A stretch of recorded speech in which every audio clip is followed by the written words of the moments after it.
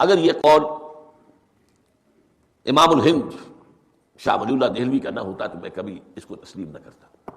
ان کا قول ہے کہ اللہ تعالیٰ اپنے جو بڑے محبوب بندے ہوتے ہیں ان کے انتقال کے بعد ان کی ارواح کو بھی فرشتوں کے جو درجہ اسفل ہے، سب سے نچلے درجے کے جو فرشتے ہیں ان میں شامل کر دیتا ہے، اور اللہ کے احکام کی جیسے تنفیذ وہ فرشتے کرتے ہیں وہ بھی کرتے ہیں۔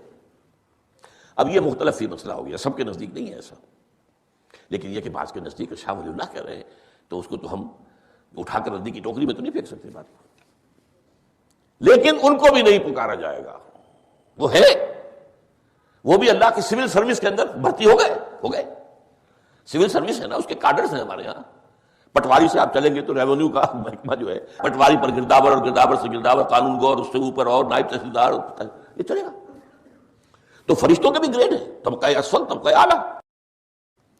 تو اگر اللہ تعالیٰ اپنے نیک بندوں کی ارواح کو بھی اس میں شامل کر دے تو ہمیں کیا اعتراض ہے؟ اور اس کو ماننے سے کوئی شرک لازم نہیں آئے گا۔ ہاں انہیں پکارو گے تو شرک لازم آ جائے گا۔ بات سمجھ رہے؟ باریک فرق۔ فرشتوں کو مانتے ہیں، پکار نہیں سکتے، مدد نہیں مان سکتے۔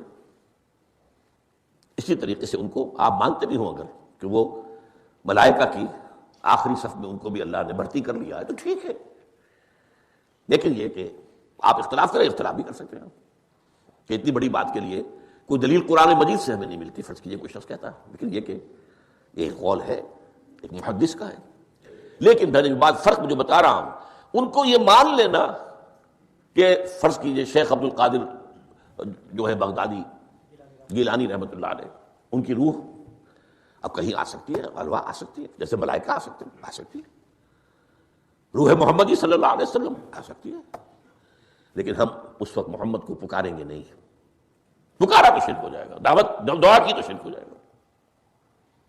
تو یہ ذرا باریک سا فرق ہے جو ہمارے ہاں اس فرق کو نہ سمجھنے کی وجہ سے ہی یا تو انکار کر دیتے سرے سے، روح آ ہی نہیں سکتی، اور یا یہ کہ پھر ان سے دعائیں اور استدعاء اور استغاثہ، تو یہ دونوں میں جو ہے انتہا ہو جاتی ہے۔ اچھا، دنیا کے قانون کے تحت بھی جو میں نے کہا تھا، میں بتاؤں گا کہ اس کا بھی ایک مرتبہ ہے۔ آپ نے کسی شخص سے ایک کام کے لیے کہا، وہ کام دنیا کے قوانین کے تحت ہے۔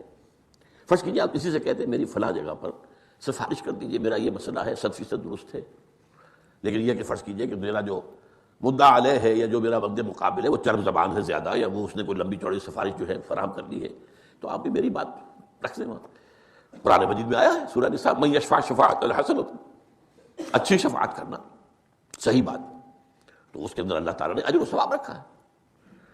اب آپ نے ایک دفعہ کہا، اس نے نہیں کیا، دوسری دفعہ کہا نہیں کیا، پھر کہا، تو یہ میں ایک بزرگ کا قول آپ کو بتا رہا ہوں کہ یہ شرک ہو جائے گا۔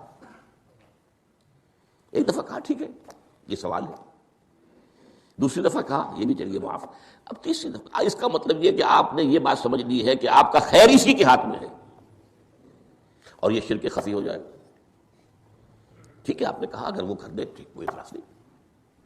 تو یہ باتیں بھی سمجھنے کی ہیں، کیونکہ آدمی جو ہے اگر پیچھے پڑ جاتا ہے کہتا رہتا، مطلب معلوم ہوا کہ اس کے ذہن میں یہ بات بیٹھ گئی ہے کہ تمہارا خیر جو ہے، تمہاری بھلائی اسی کے ہاتھ میں۔